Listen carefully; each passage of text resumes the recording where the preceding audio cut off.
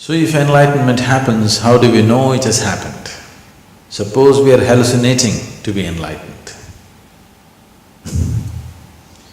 If such a thing happens,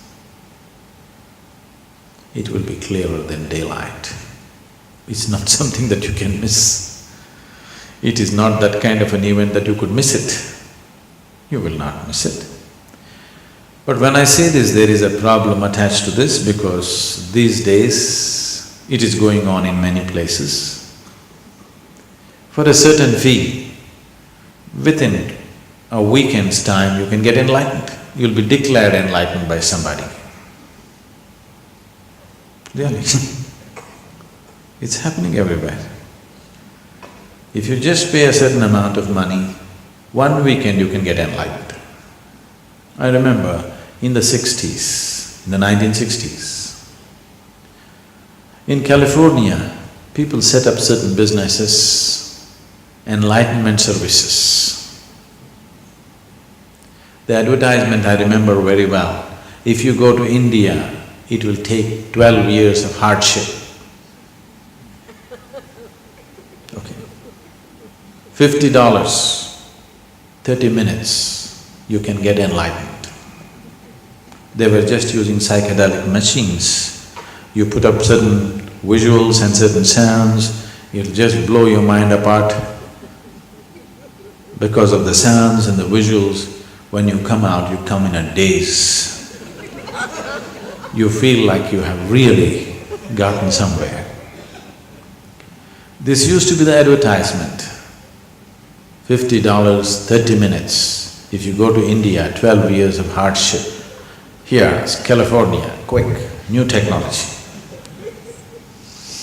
These 1960 machines, this old technology has now infiltrated into India. Some people have installed these machines and they are claiming within a weekend they can enlighten you.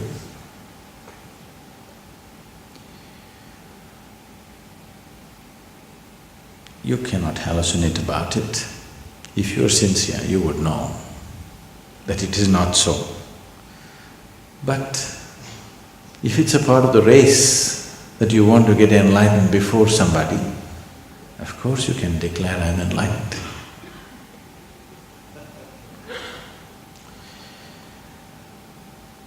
It is just that these kind of deceptions are not new on the planet. They've been happening for a long time.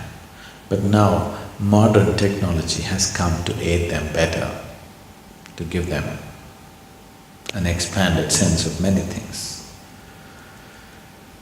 Much experimentation was done during the 60s and 70s about these things.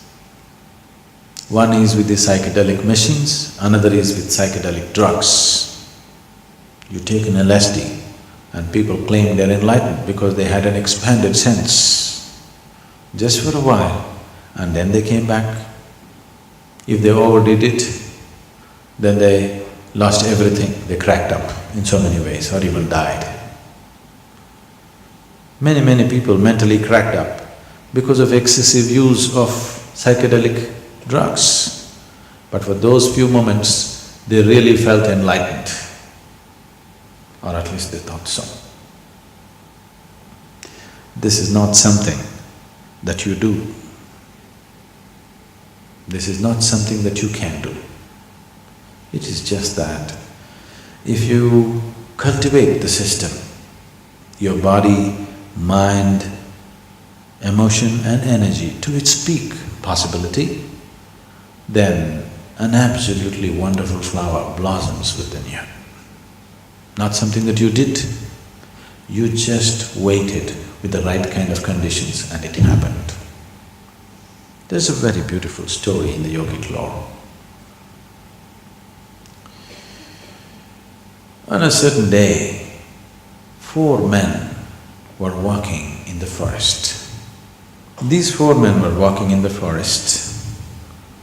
One is a Gnana Yogi, another is a Bhakti Yogi, another is a Karma Yogi, and the last one is a Kriya Yogi.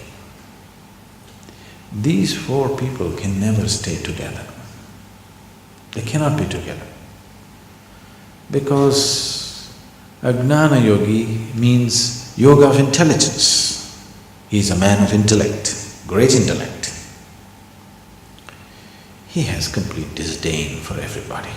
He thinks everybody is a fool.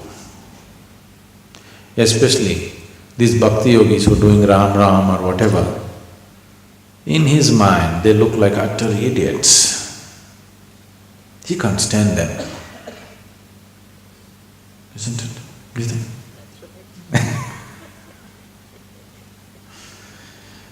Could that man stand bhakti yogis? No, he wouldn't stand. He just can't tolerate them.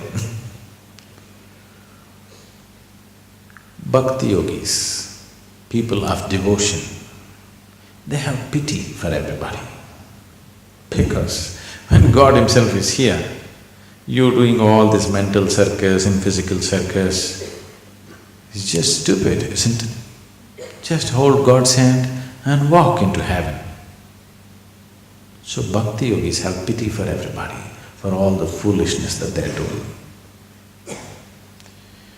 Karma yogis think all these other people are just lazy people. Because if you want something to happen, you have to do it. Because they're lazy and unwilling to do what they need to do, they have invented all these other yogas.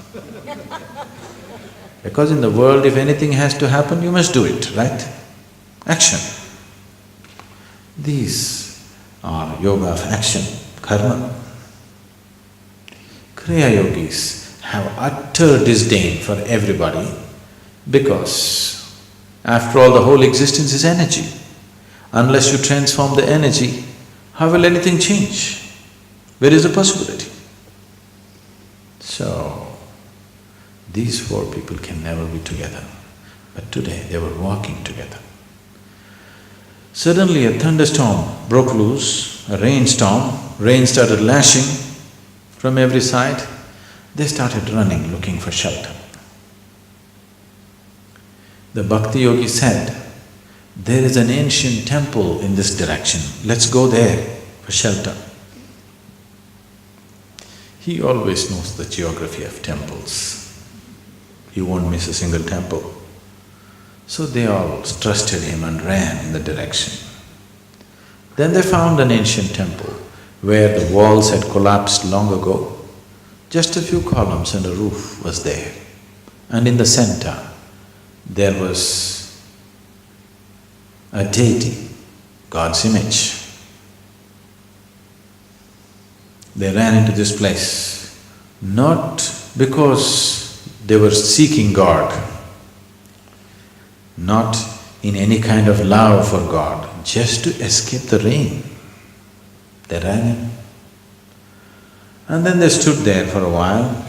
Then they found the rain started lashing from every direction. Wherever they stood or sat, the rain was getting at them.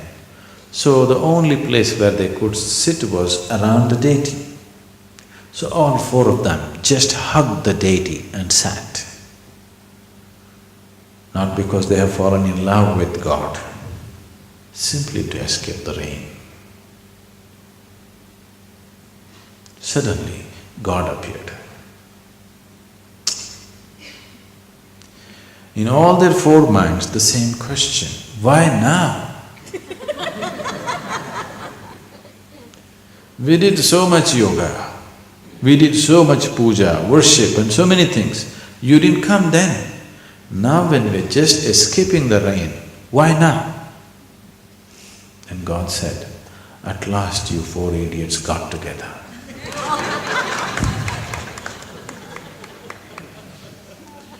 Without these four things getting together within you, your head, your heart, your hands and your energy, unless it all falls into place, unless all of it reaches its peak, it will not happen. And if it happens, is there any chance that I may not notice it? There is no such thing. Even if you're blind, you know the sun has come up, isn't it? Yes? Yes. Even if you're blind, you still know the sun has come up because nobody can miss it. It is not a small event that anybody can miss. You may not know whether you're born or not born, but if you get enlightened, you will know. It's much bigger than that.